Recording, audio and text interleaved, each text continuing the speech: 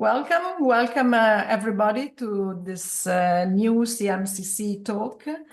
Today we have the honor to have Professor Erik van Sebille, professor at Utrecht University, who will give the talk today. And the title of his talk is Chasing Water, the Physical Oceanography of the Transport of Floating Marine Debris.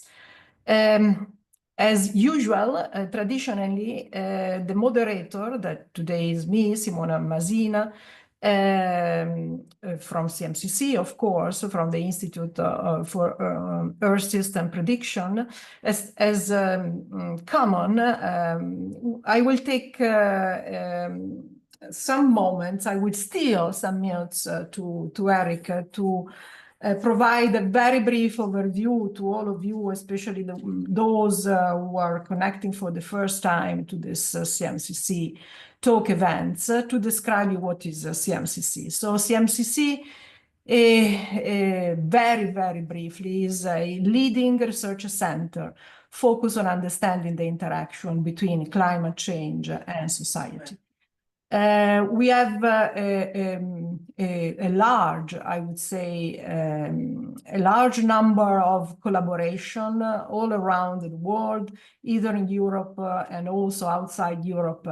And here there are only some of the organizations, international collaboration, international organization with which CMCC is connected to and is working to, just to mention the fact that CMCC is the focal point, the Italian focal point for the IPCC. So our mission, in a few words, in a very synthetic way, is to go from models to solutions. We leverage our expertise. Most of us are modelers at CMCC, and we build on this expertise to try to advance climate research through a multidisciplinary analysis. We combine climate modeling, impact assessment, and environmental economics, and we support science-driven adaptation and mitigation actions. So our research infrastructure is based on 3 institutes. The idea is to combine, as I said, this expertise that most of us at CMCC have on modeling, to combine this expertise with climate change impact modeling and environmental economics. We have 3 institutes that I will describe briefly in the next slide. We have 4 strategic programs on frontier topics. We have a computing infrastructure that is completely dedicated to the study of climate change. And we have now 2 recently born specialized centers on digital innovation and high-level education and training. Here are the 3 pillars, the 3 institutes that are basically science-driven institutes. So the 3 main pillars where science-driven research is done at CMCC. One is the Institute for Earth System Prediction that is hosting this talk today. The other one is the Institute for Climate Resilience, dealing with the impact studies. And the third one is the European Institute on Economics and Environment. Recently, we enriched this research infrastructure, building 4 strategic programs that are transversal across the 3 institutes, dealing with frontier topics. One is dealing with the planetary biogeochemical industrial carbon cycle. The second one is on predicting socioeconomic impacts of climate change. The third one is dealing with the global coast as the new frontiers.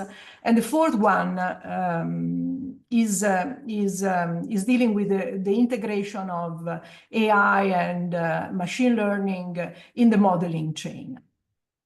As I said, also recently, CMCC has started these 3 new centers. Actually, the first one is something that is always going on because it's the high performance computing center. So all the HPC facilities that, as I said, are completely dedicated to CMCC study on climate change.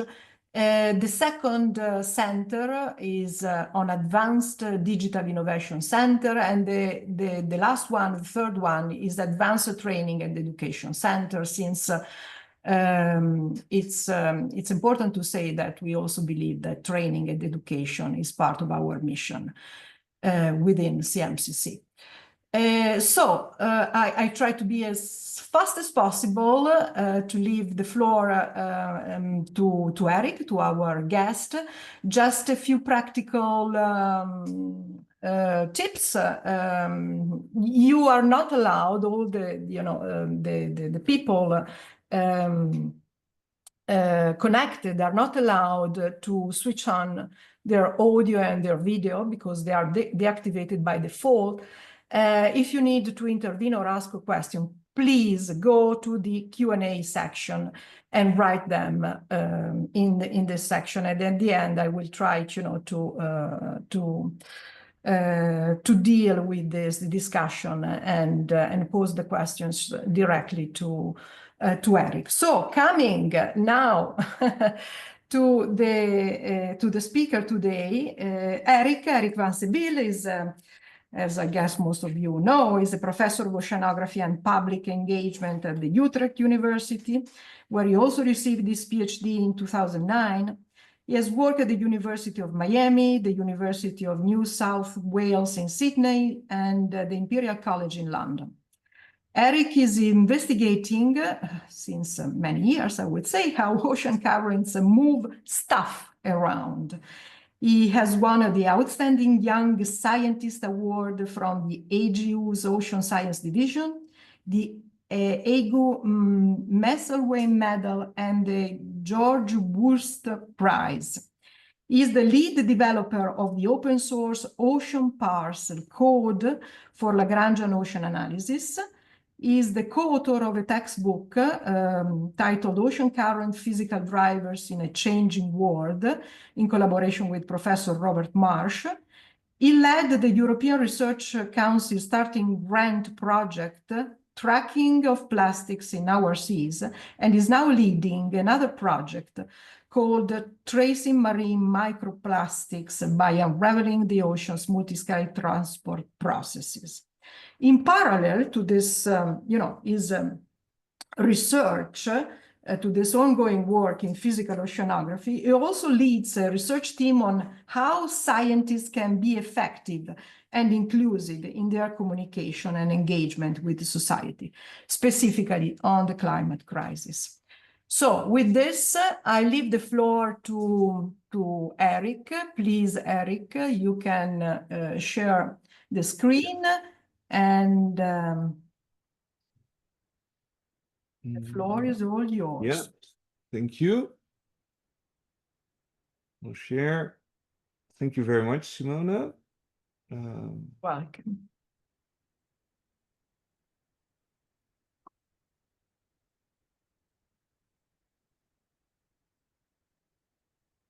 Yeah, and then this one is over here. Thank you. Can you see this? Does this work? Okay.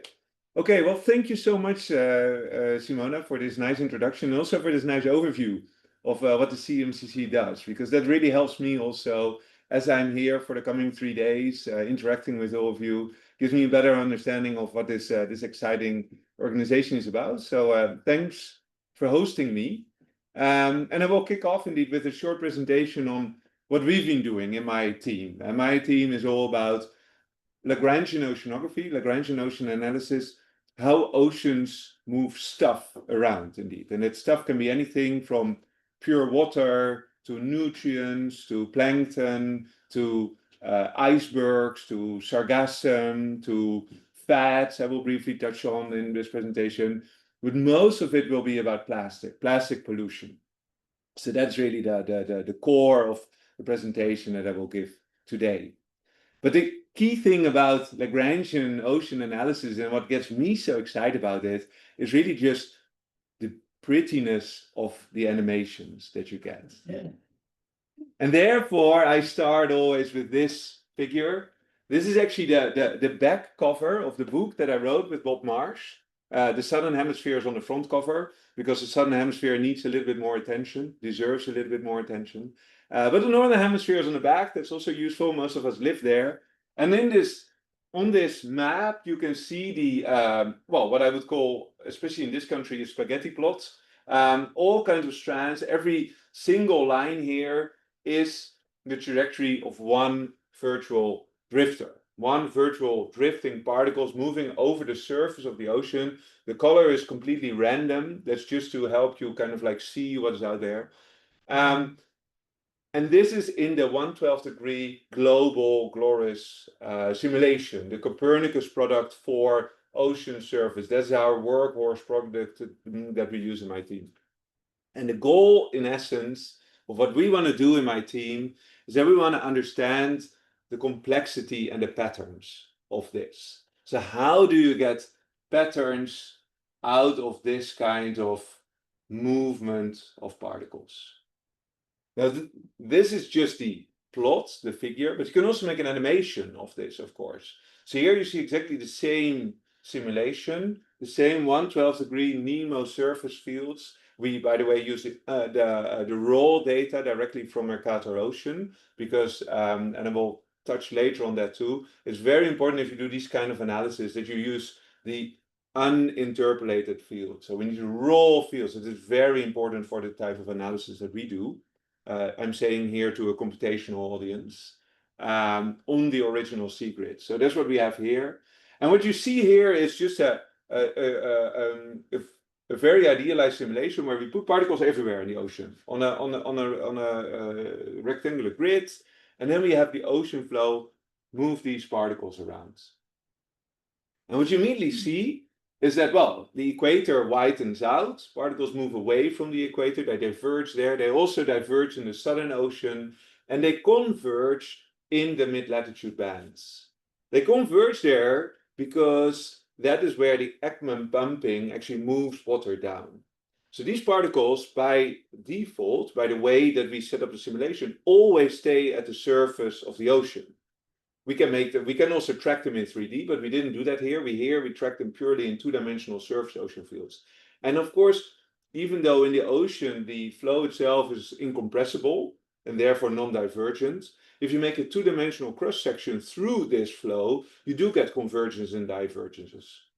And these convergences and divergences very much show the accumulation zones, the hotspots of plastic in our ocean. So that's immediately where we go to plastic.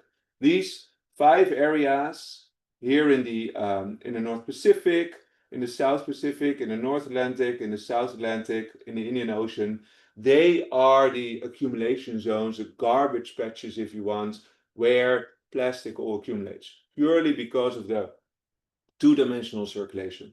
You also see that, especially in the Mediterranean, a lot of beaching is going on. We've now controlled that a little bit more, and our later simulations are a bit better. This is a somewhat old simulation. I'll come back to that later, because that's actually one of the projects that we did with CMCC here to control better for this.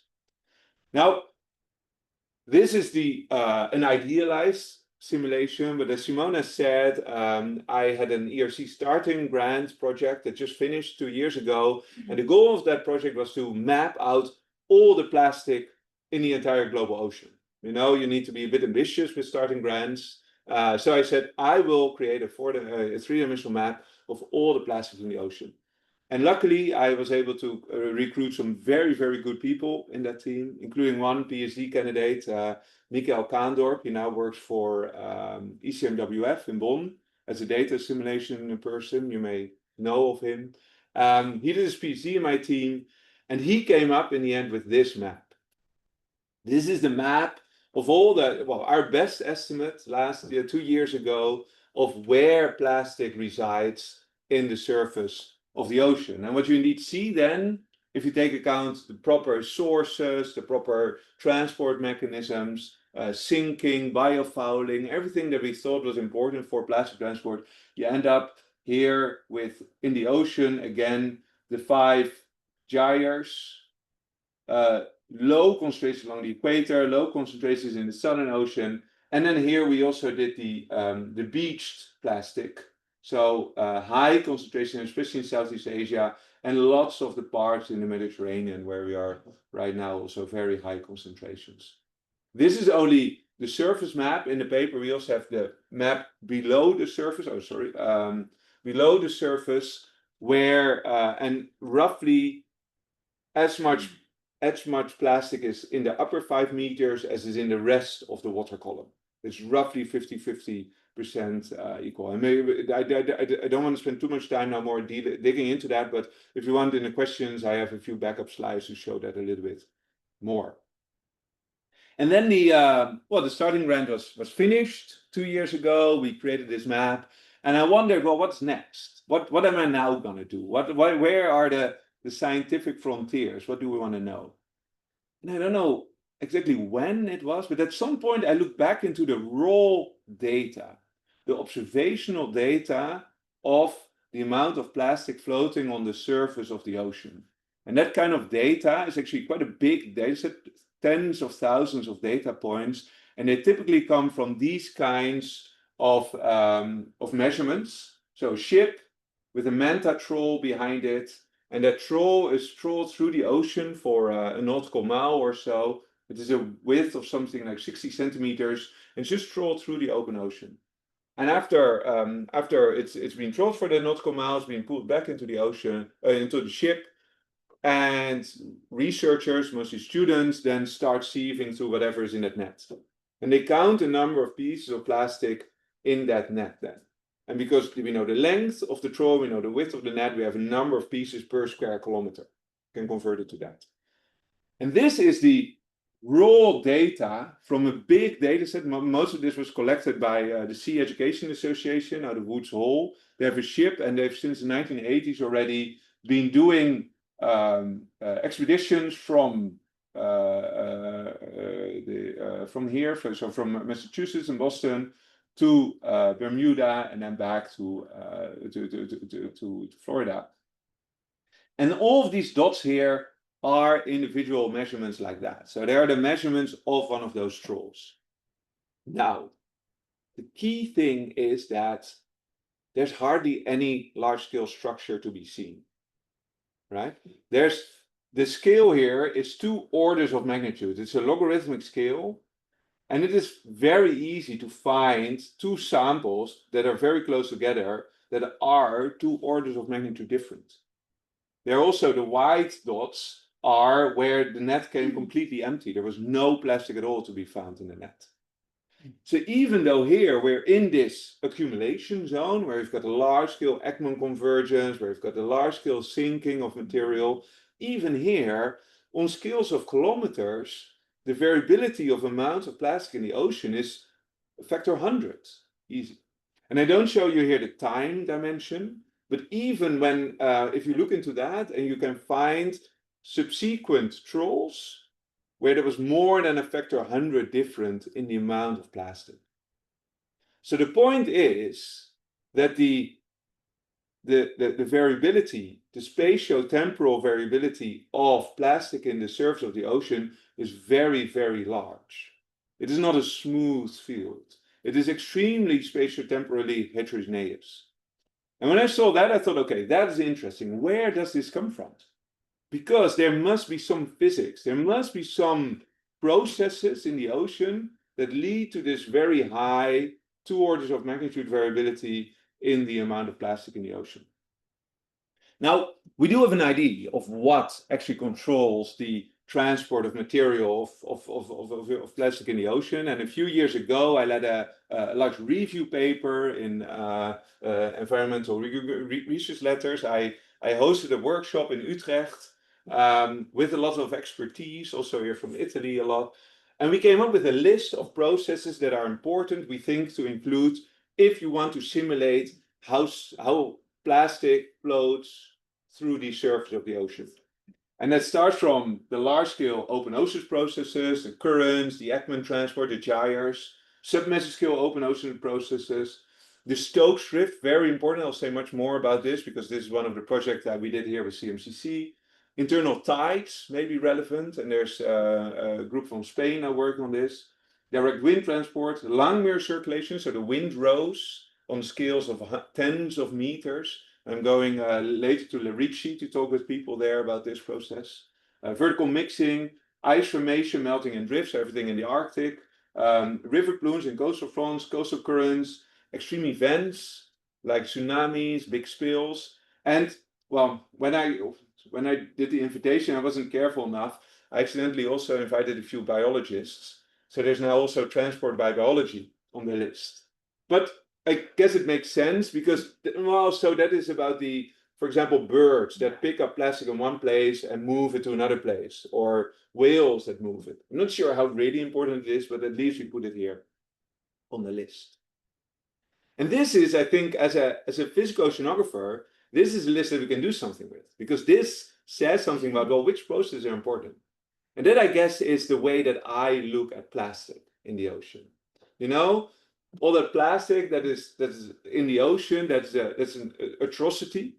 We should be ashamed as society that we've made it so far that there's no plastic in the Challenger Deep, under the Arctic sea ice. It is everywhere. That we find nano pieces of PET bottle plastic 3 kilometers deep somewhere in the South Atlantic Ocean. It's really, really shameful. It's a question how harmful it is. We'll talk maybe in the discussion a bit more about that. But sure, it's an atrocity. But at the same time, it's also an opportunity. It's an opportunity to learn something about how the ocean works. Because it's a tracer that's very different from many of the other tracers that we use. The nutrients, the temperature, the salinity, all the tracers that we have already have very different properties. They're much more passive than plastic is, and especially the larger pieces of plastic really have their own buoyancy, their own behavior, their own inertia, as we'll show in a few slides. So I think that plastic that's littering our ocean also has a bit of a silver lining, at least if you're an oceanographer, because it gives you an opportunity to learn something about how the ocean works, about how different ocean currents are, and especially near the surface, what they do. And that, I think, can really help us better understand the way that our ocean works. And this is what now my new project we're trying to do. Well, the basis, the core of that is Lagrangian ocean analysis, as I said. And just in one slide, like what is Lagrangian ocean analysis? In the end, it is about transport and connectivity, right? So the questions that we ask in Lagrangian ocean analysis are how and on what time scale does water or the stuff that it carries with it, how does it flow from one location to the other? It's a Lagrangian interpretation of an Eulerian flow field. And you can do this in observations, drifter data, radar HF field, and their flow in. But most of the time we do this on Eulerian model output, the type of Eulerian model output that is created here in CMCC, where you're the lead in Copernicus for the Mediterranean models, which we've also been using. But most of what we have is the global models.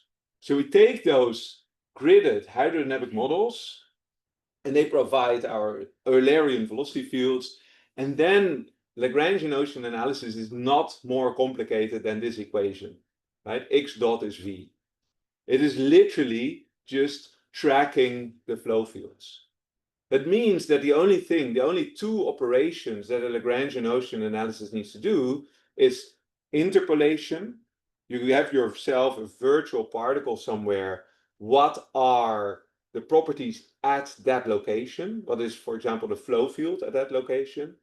And integration, because you need to integrate that flow field forward in time. And that integration is a bit tricky because it needs to be stable, etc. But anyone can write a code that does this. In fact, I've seen people do it in 8 lines of Python code.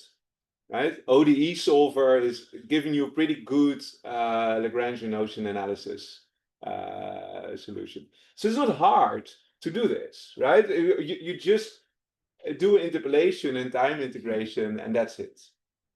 Now, that's not why I'm here, because I'm here because we have been developing, as Simona also said in the introduction, the parcels code.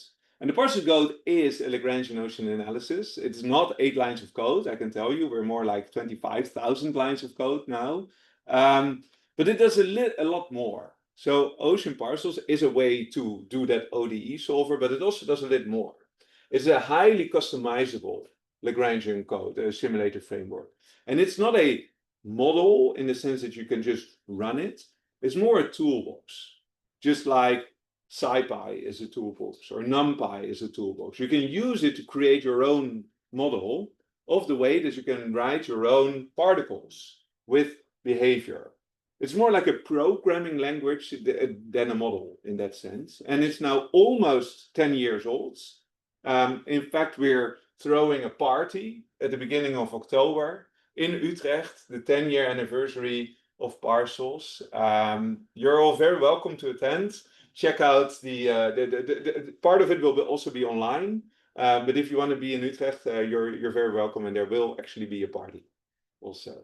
And a lot of tutorials. And we will launch the next version of parcels then, V4, which interestingly also has unstructured grid support. I can say a bit more about that later on if you want. Now, what is the key thing? What sets parcels apart from all the other codes is that we have programmability. We have behavior. As a user, you can write your own behavior of what the particle has to do. A particle can be advected simply, but it can also do a lot of other things. It can sink, it can age, it can beach, it can fragment, it can do all kinds of complicated stuff. And as a user, you don't need to go into the model, you don't need to go under the hood to really change things there. You can just give it little snippets of codes, what we call kernels, and these kernels are just few lines typically, although from 2 or 3 lines to sometimes we use quite large kernels of tens or hundreds of lines. For example, from an iceberg model where really the melting is dependent on the temperature and the wave action. We've done that recently with a master student. So you can write those, ingest them with the model, together with all the other properties that you want, and then run that in real time in your simulation. And just to give you a bit of an idea of what this looks like, this is a recent paper that we did out of the Atlantico project. Darshika Manrao is a PhD candidate in group. She just graduated. And she looked at diel vertical migration in the Benguela region specifically. And she in this paper that we wrote with the people in Naples, we looked at if you take a zooplankton that can move up and down the water column every day, and if that would start at the same location as, say, a passive tracer or a piece of floating plastic, how quickly would they actually disperse purely because they feel different horizontal currents over the course of days? And to do that, Darshika created this simulation where she compared the trajectories of 3-dimensional so pollutants and nutrients in yellow, 2-dimensional, so plankton and plastic, sinking material, and the diel vertical migration. And I'm not going to show you the results. I mean, the paper has been published a few weeks ago, but this is just to give you a bit of an idea of what a kernel looks like. It's just simple Python code that gives you the idea of how a particle changes and how its depth, etc., changes over time. So this is a very simple simulation. At the other end of the extreme, and which I'm very proud of that we can do in parcels, is that we can actually do particle-particle interaction, which is a hard problem. It's an n-body problem. And that means that every particle knows about the location of the other particles in its neighborhood. And then you can do really cool things like create springs between particles so that they can start to be more like sargassomates or oil slicks maybe even. But the reason why we implemented it in a few years ago is that we had a project with the people in the South Pacific on fish aggregating devices. And fish aggregating devices, if you don't know what they are, they're well, essentially bamboo nets, rafts that float in the ocean and they attract fish. And the question that the people that funded us had was, well, if they attract fish, then what is the interaction between the fish that go close to it and what's the relation between the density of fish near a fat and the density of fish in the rest of the ocean?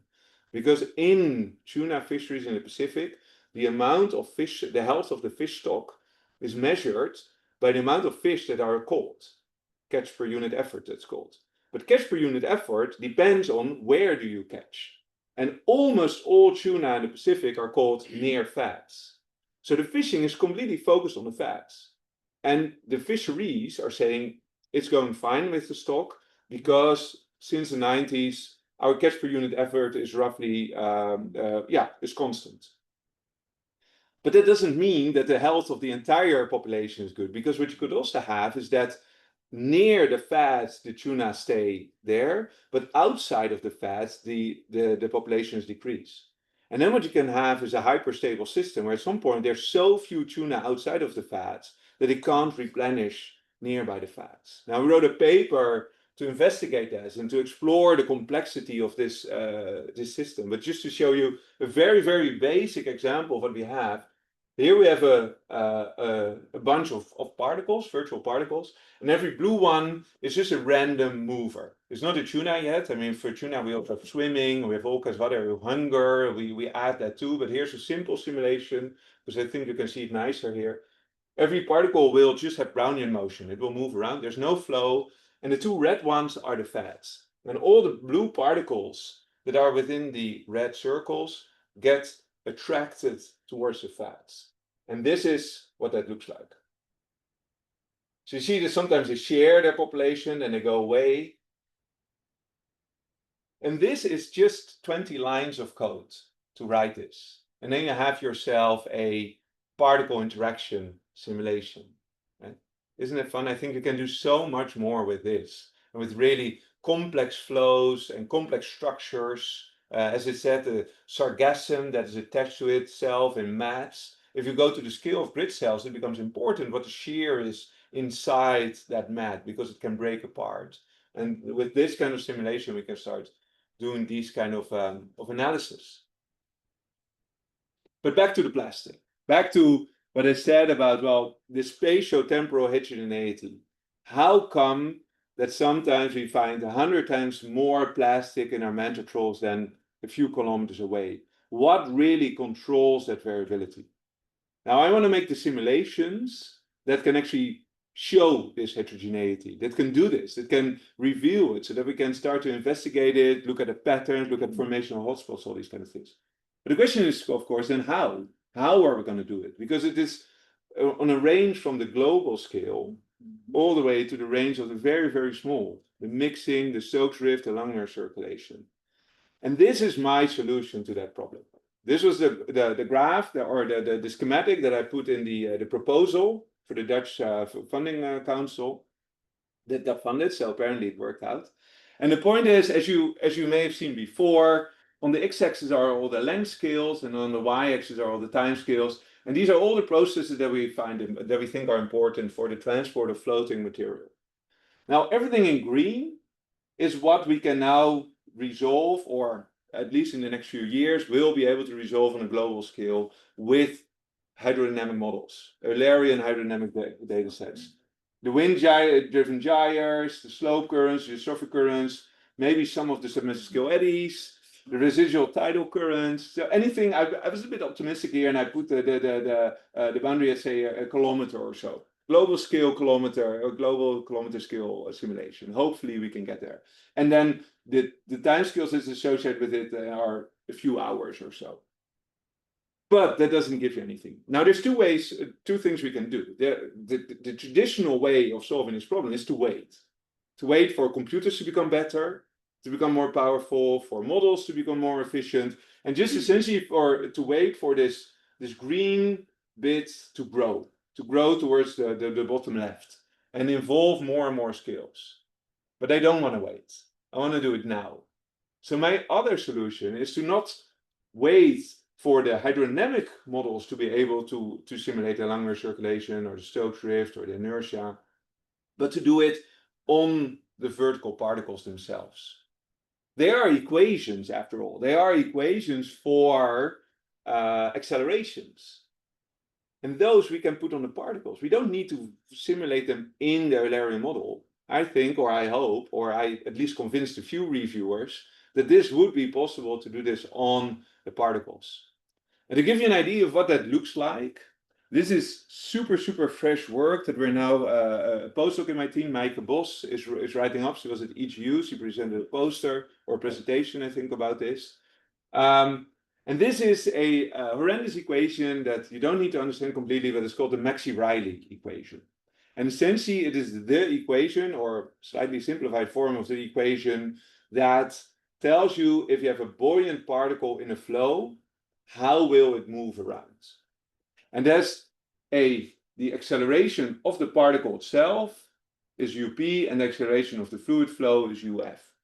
And this means that if the particle speed is different from the fluid flow, then there's this what we call the drag term. And these are drag forces. So this includes actually the force that the water is putting on the particle.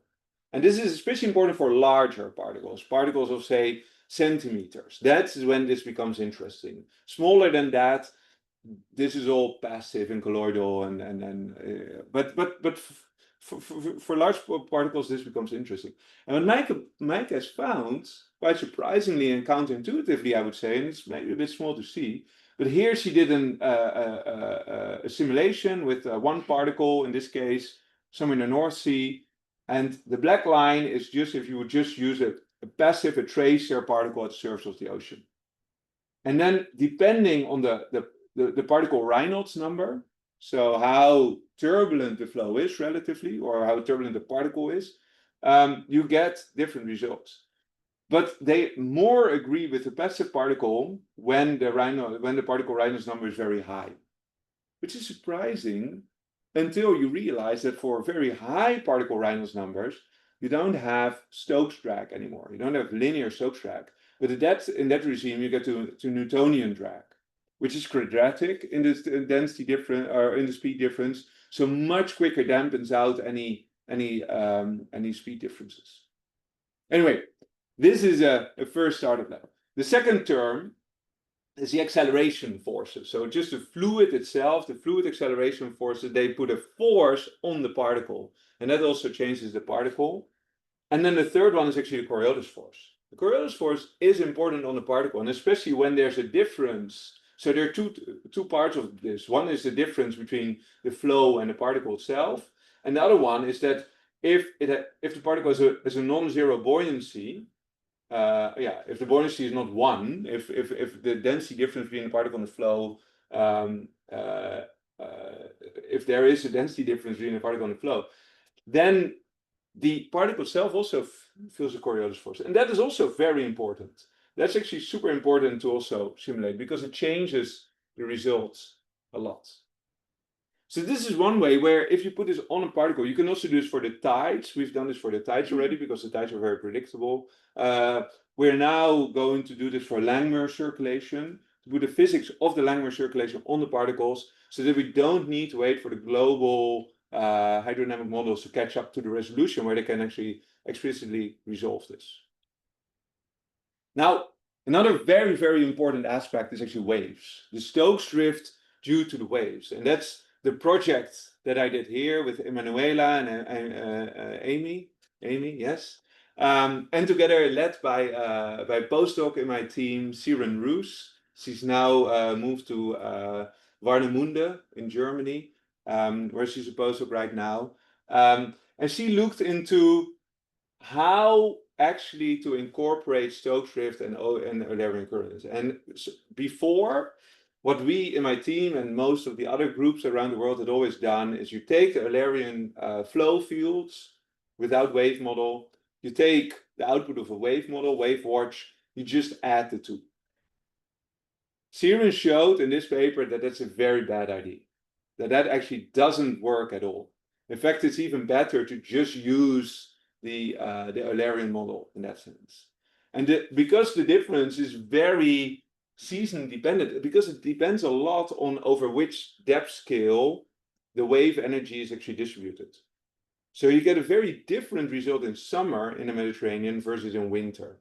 So as part of the Emerge project, we looked into this with the CMCC model here and the model that you ran to look into, okay, if you combine winds, if you do a coupled wind ocean, wave ocean model versus an uncoupled, what's actually the difference on the Lagrangian particle trajectories? Now, the paper is published if you want to read it, but I thought I would at least show you the last sentence of the abstract, because that is velocity fields from a coupled ocean wave model should be used for surface particle distribution models. And this is a big call out for us. I think that this is absolutely important. Not only because the flow model is much better able to resolve the full trajectories of particles if the Stokes-Eulerian current is directly resolved, but also because the boundary conditions are much better. One of the big problems that we had when we were just doing ocean flow and Stokes drift is that Stokes drift is actually not mass conserving. So when I showed you very early on that all the particles were ending up on the beach in the Mediterranean, that was because the Stokes drift was just pushing them there. And there was no mass conservation, so there's a huge amount of particles getting stuck on coastlines if you separate, if you run with a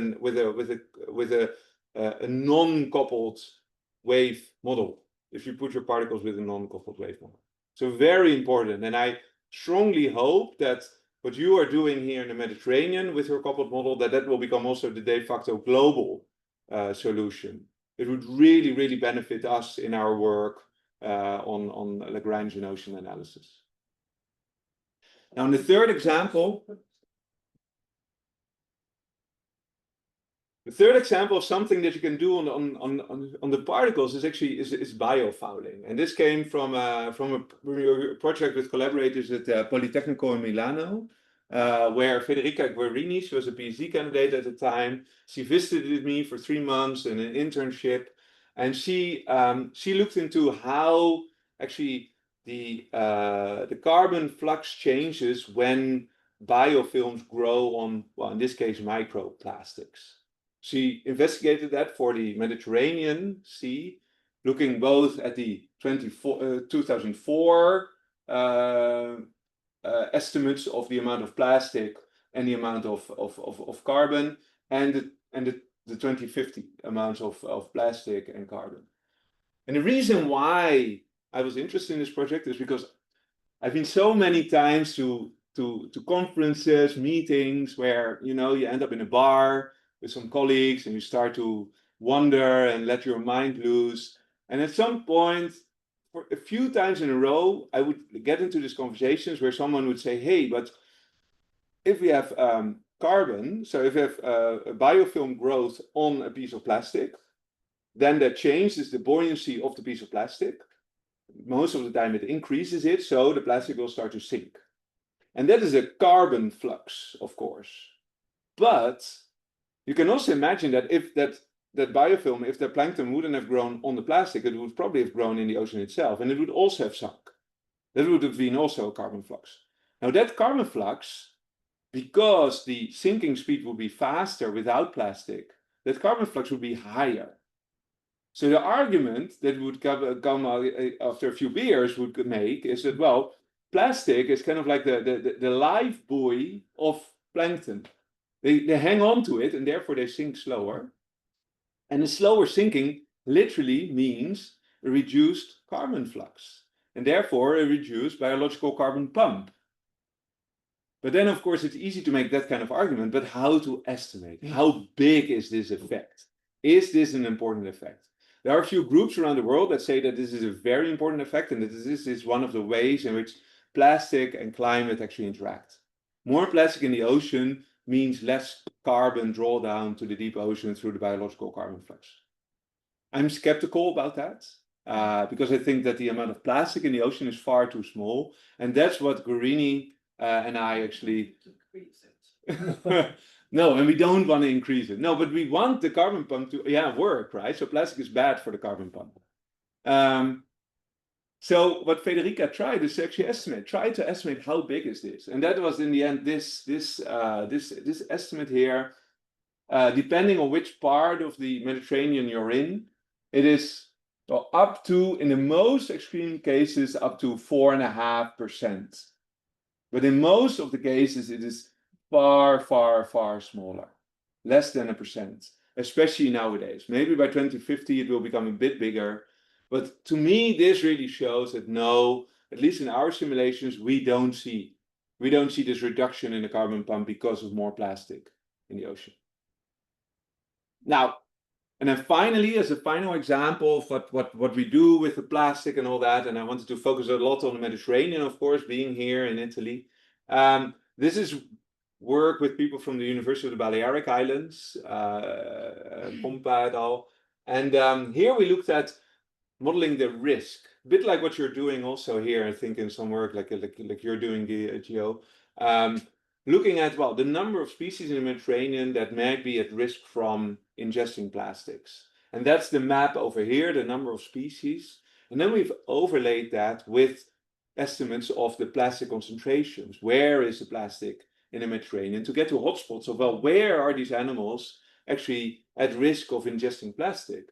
And the key thing is that is not per se where the plastic is. It's also not per se where the animals are. It's really where the overlap is strongest. And that's especially here in this part between Sicily and the African continent.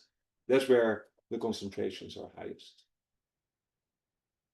So now I understand from Simona's introduction that also here there's a lot of focus on solutions. On what can we do about oceans, about climate change, how can we prepare?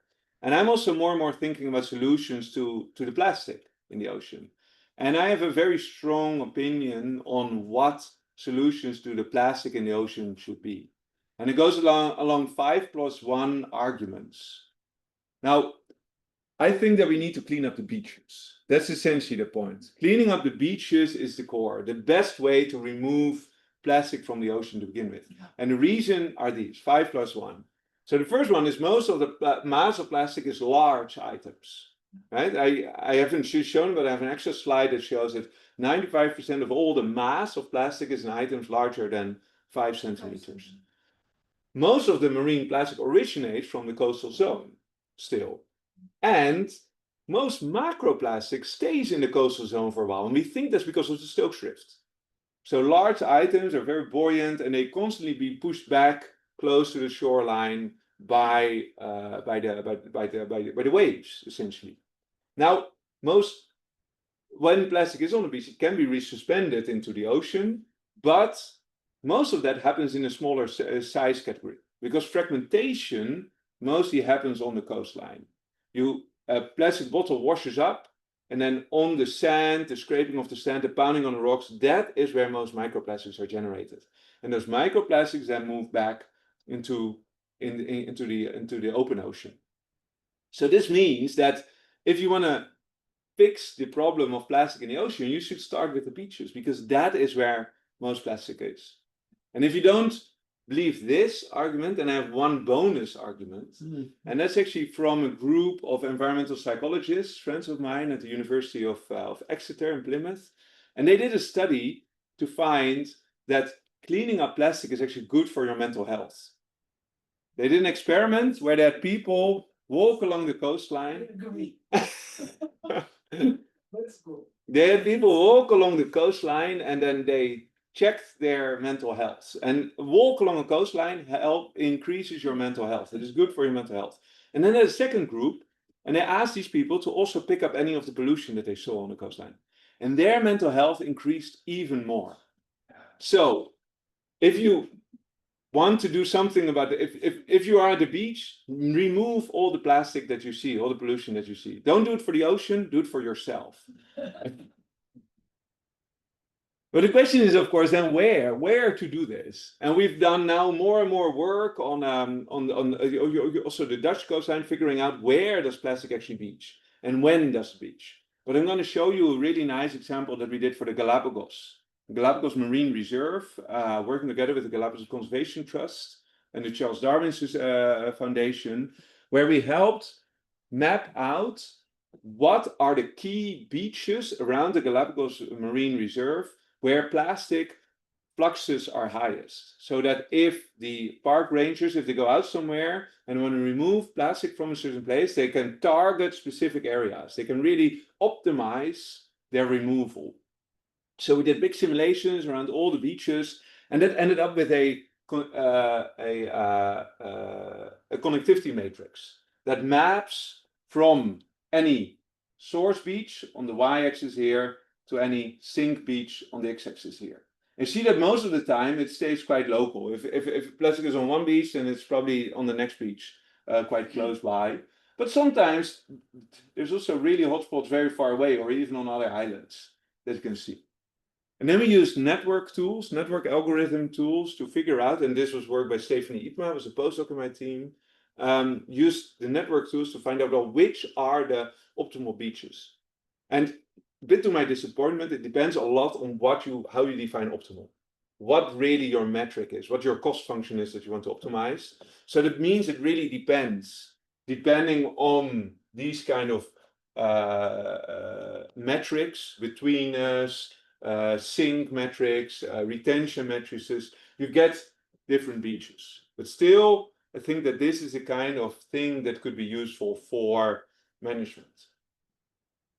Now I have a few more minutes. I'm going to go. I want one more topic that I want to discuss because I think it's very important too. So here we talk about, well, what to do about plastic in terms of cleaning it up. But of course, a real fix to the plastic problem is just to hunt down the people that have caused this.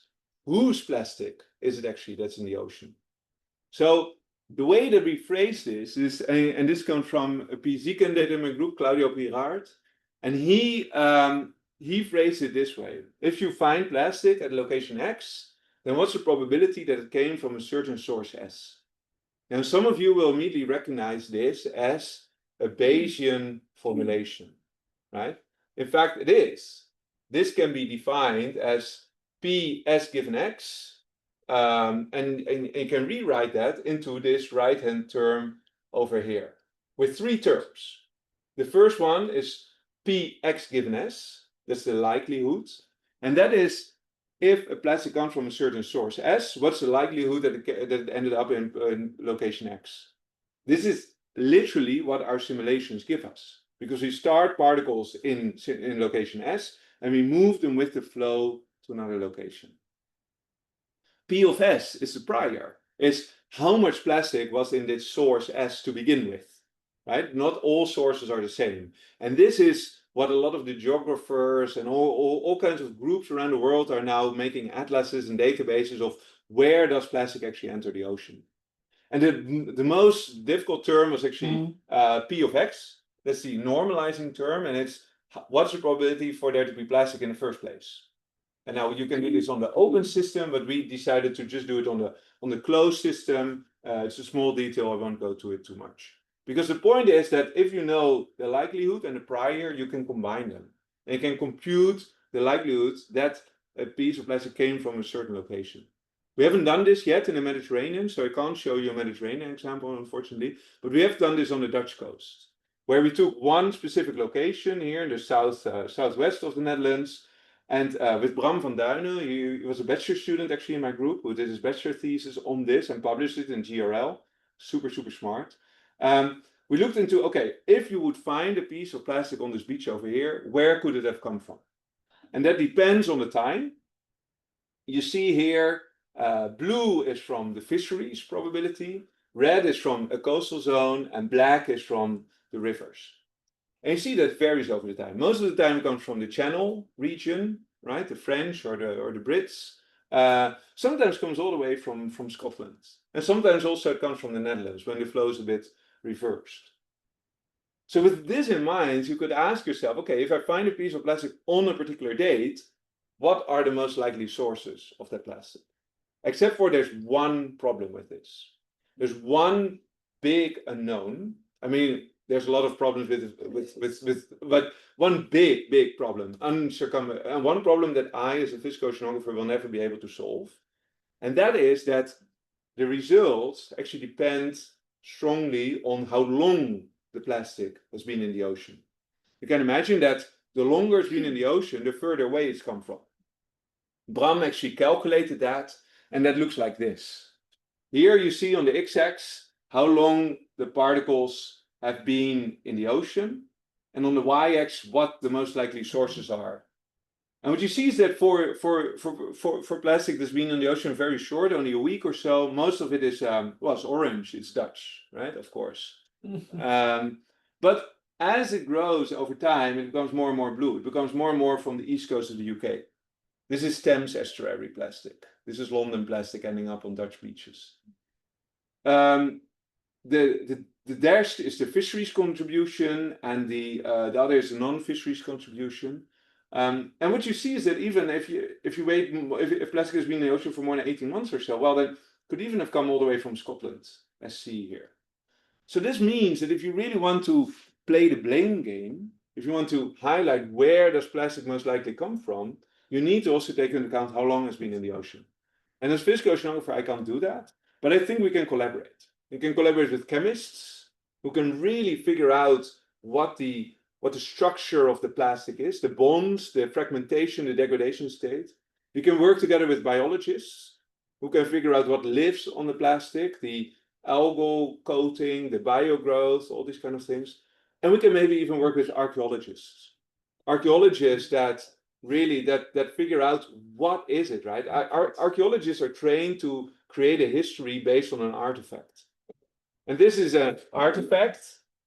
Tell me the history. What is the history of it? And well, we don't have time for it now, but I have a few very nice examples of how this could be done. Real world examples where this was successful. So that's it. That is what you can do with parcels. A few more slides. I mean, one is that we've now also branched out this family. We have plastic parcels. So parcels by itself is a code, right? It's a language, a toolbox. Plastic parcels is more a code like a model. Everything is packaged. We provide the particle initialization maps. It's tied directly to the Glorious model or the Copernicus models at least. All the advection and behavior, the biofouling, all of that is included. I would love to run this on the Copernicus system, so that anyone can run plastic parcels anywhere in the ocean just with a click on a point. So that's also one of the reasons that I'm here. And the other one I'm very excited about, this is virtual ship parcels. Virtual ship parcels is where we use parcels code to actually simulate oceanographic research expeditions, oceanographic cruises. I use it in my teaching. It's a teaching tool primarily, where my students go on virtual expeditions. And they do role playing about setting up an expedition, taking measurements. They get the data back as if it was from a real CTD or real Argo float. They have to deal with the errors that come with it, the horrible data formats, the header files, all of that. They learn how to do this in an authentic way. There's also a VR component of this that we're working on. This is a very, very exciting project, and I'm happy to talk more about that also if you want. And that then are the conclusions. The plastic that's littering our ocean is an atrocity, as I said, but it's also an opportunity to learn more about the ocean. We've talked about the small-scale processes and how important they are to really capture the movement of plastic in numerical simulations. And then we can use that to optimize cleanup strategies and to play the blame game through Bayesian inference. But my last slide that I'm going to show next is the most important of all, because I'm the one here that has stood up, that has given this presentation, has shown off all the cool things that we've done. But it's the team, of course, that has really been at the heart of this. They are the ones that put in the work. So really, it are these people that should deserve the applause if you want to give them. Thank you.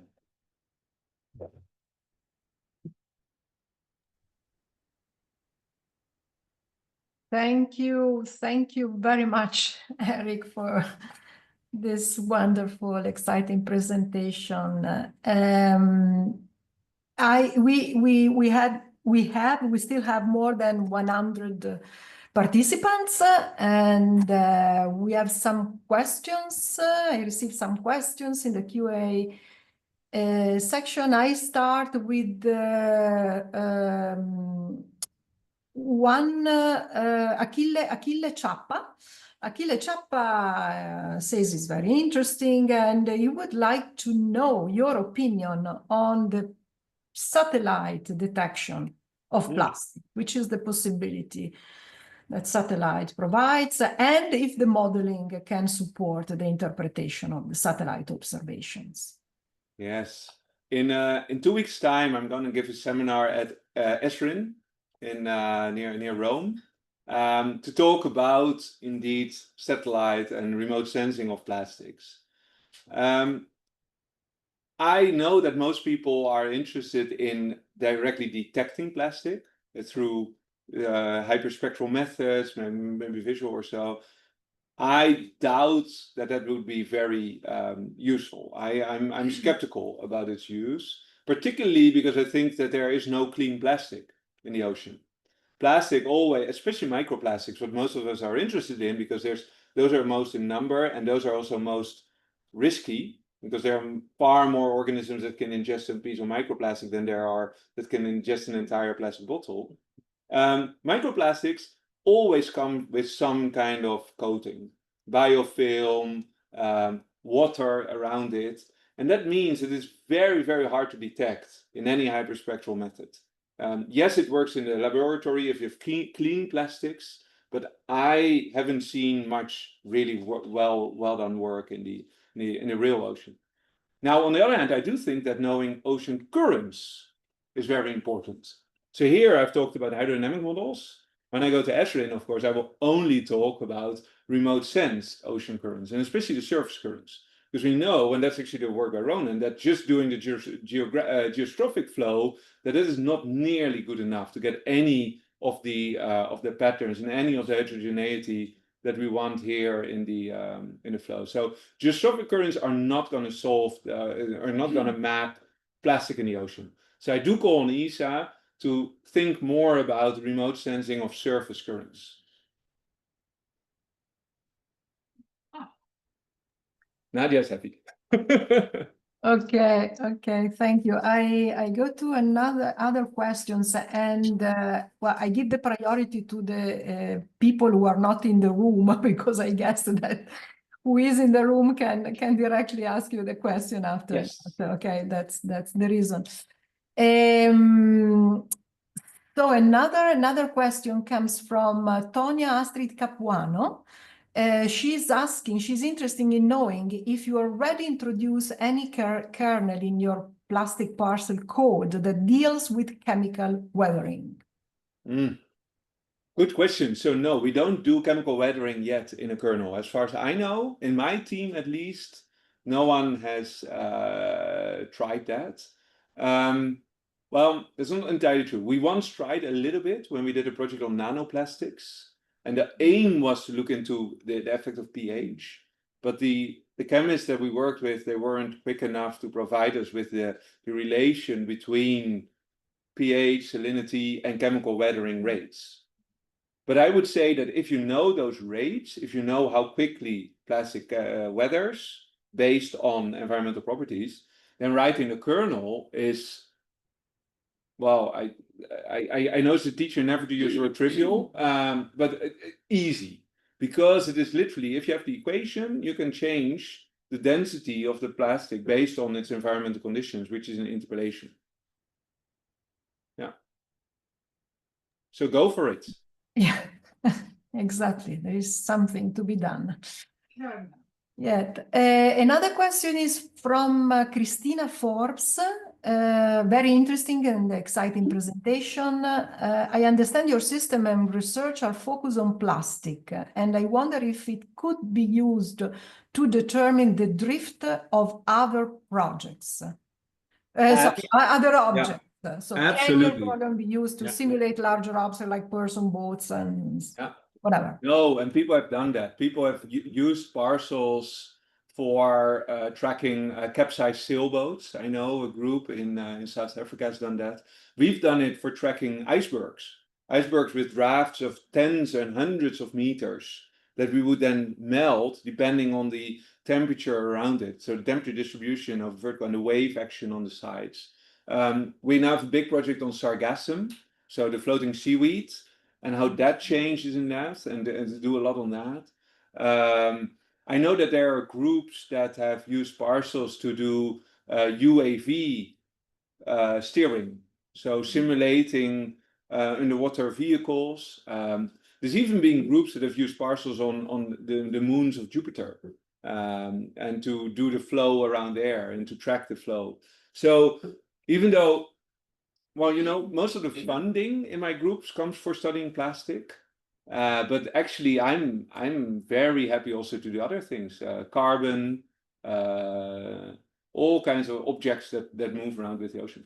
There's even one paper I know, by the way, from a forensics group that has done how a dead body in a river would move down and up, and how that would then be carried along a river. It's a bit morbid, but yeah, you can apparently do that with parcels. Okay, we have several ones, so I guess, we'll take the last probably. If I pronounce it well, Karu is a question from Karu. Thanks for a great session. I would like to ask, what about plastic going into the ocean through river system? What percentage of plastic into the ocean is being contributed by them? Yeah, I have an extra slide on that. Great question. So this comes from the same paper, Michael Kaandorf's paper, the summary of our ERC starting grants. And this is our best estimate of what actually, where all this plastic in the ocean is, not in terms of the map, but in terms of the total numbers, the budget. And what you see here on the left is that, well, most of the plastic is in the ocean. Only a very, very small point is on the coastlines. That makes sense, because on the coastline there is far less coastline, of course, in the ocean. And that, as I said, most of the plastic is actually in the items larger than 25 millimeters. Now, where it comes from, half of it actually comes from fishing in our best estimate, and then from coastal, and then from riverine inputs. And where it goes to, a little bit goes to permanent beaching, so really beaching where it can't be resuspended again. Some of it goes through fragmentation, and quite a lot of it goes through sedimentation. So this is the total estimate of where the plastic is. And then riverine is not nearly as important as fishing. And we also have other evidence, by the way, that's not modeling, that shows that fishing is really, really the main driver of marine plastic. Okay, Erik, thank you very much. I think we are over. It's more than an hour. So just the last thing. Some people are interested in knowing how they can attend the next seminar related to remote sensing. So you can let them know. Oh, good question. I think it is a public seminar. And I'm pretty sure that Marie-Hélène Rio sent out an invite publicly. So I think. No? Should check. I don't know. But so send me an email. If you're interested, okay, send me an email and I will check with Marie-Hélène whether we can make this possible. That's great. Okay, so Nadia and the others in the room, I guess you can still discuss directly with Erik. Yes. For now, I think we can close the formal public talk, and thank you again, Erik, for thank you for the great attendance. Thanks for your talk, and see you tomorrow. Bye to everybody.